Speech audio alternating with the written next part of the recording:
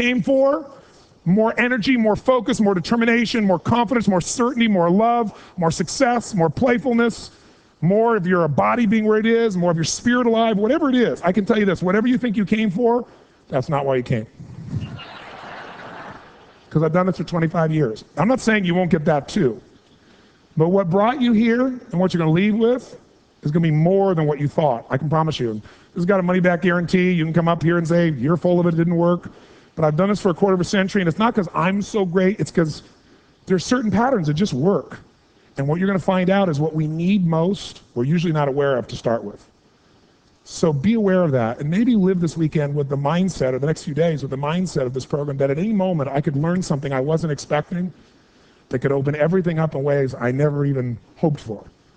And if you live in that expectation, I think you're going to find that it's really there. So if we're going to make this work, we got to get active in our nervous system and our bodies. So think of it this way. You learn the best when you're a kid. Why? Kids are alive. How do you know how old someone is? Well, their age is not so much chronology as it is psychology. I mean, how many of you know somebody that's very young but is really old in the way they live their life? Say, I. How many know somebody very old chronologically but they're young? You love to be around them. Say, I. What's the difference? Energy. Isn't it right? And energy is expressed through movement in the human body.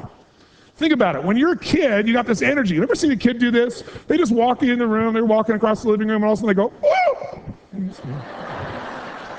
For no reason. How many have seen this? Come on. All right? And they don't make any excuses. They don't explain anything. They're just alive. As adults, you go, what are you doing? Are you crazy?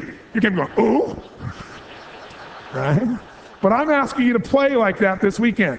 I'm asking you to experience it, because I'm asking you to go to a place where you're going to learn and absorb everything. To do that, you got to have energy. I got a friend, for example, he's going to be 73 this year. Bench presses now over 450 pounds. Didn't even start lifting weights till he was 60. One of the most playful, outrageous, fun people you're ever going to meet. He doesn't care what everybody thinks. By the way, it's part of the secret to an effective leader is you don't care what everybody thinks. Now, everybody cares at some level, but you don't let it stop you. You just go for it. You experiment. If it doesn't work and it looks stupid, you go, who cares? I'll do the next thing. I'm not defined by the moment. I'm defined by who I am and what I'm here to give. It's a very different mindset.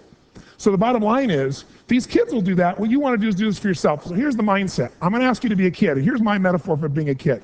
I've met 17-year-old kids that are the oldest humans I know. They're so tight, can't do this, can't do, not cool, no, can't do nothing. Get rid of your rules. I'm asking you this weekend to try anything, to take a bite, and then afterwards decide if you like it or not. If you don't, spit it out. How many want to go for it and try almost anything this weekend within reason, as long as it's there? Say ah! Then the mentality and attitude is this metaphor. I say to myself, I'm 44 years old. I'm still a kid.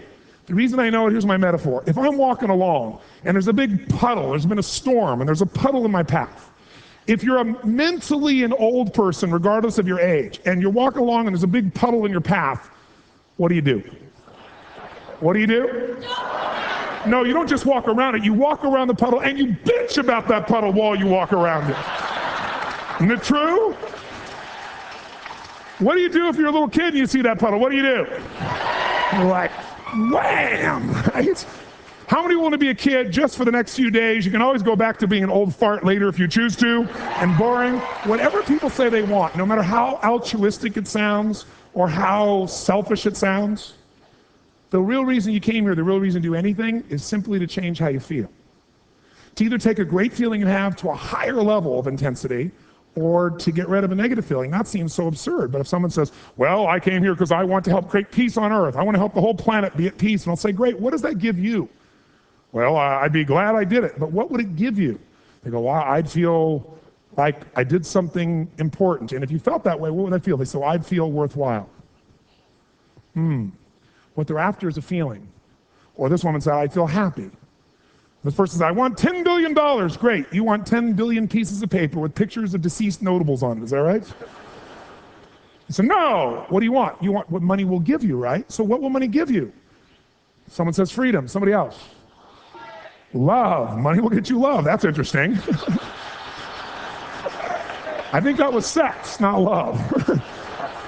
Choices, security.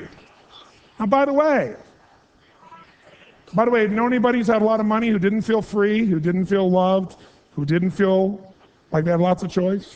Or do you know anybody like that? Think about it. Remember John Belushi? How many remember loved John Belushi when he was around? Loved him, right? I mean, think about it. This guy, he had these great goals. He had these goals. The goals were he wanted to absolutely be a total star and make the whole world laugh. He wanted to be a television star, which he did. Then he said, I want to be a movie star, which he did. Then he said, I want to make music that's outrageous, which he did. He said, I want millions of people to love me, which he did. I want to make more money than I could spend, which he did. I want a great wife, which he did. He experienced. But he killed himself.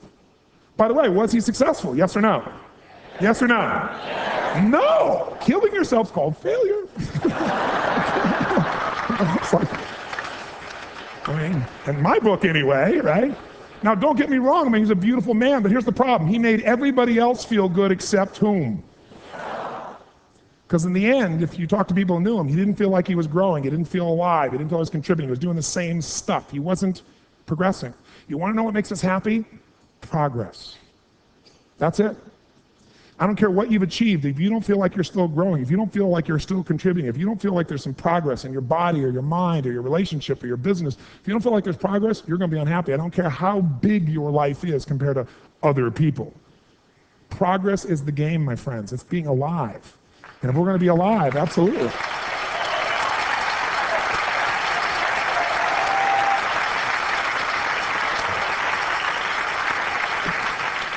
If we're going to be alive, we got to take control of our emotions, because these emotions we all think we're going to get from achieving more, from helping everyone else, from raising 3.2 perfect children, from going into samadhi and total spiritual connection to earth. Whatever your game plan is, it's ultimately to get to a certain feeling. And the truth is you can have it right now. God gave us the most incredible resources on earth. They're right here in your body, mind, and spirit. They're the energy you wake up with, but most of us have never been taught how to master it. This next few days is the beginning of that path, and we want to take it to a whole nother level. And let's start now.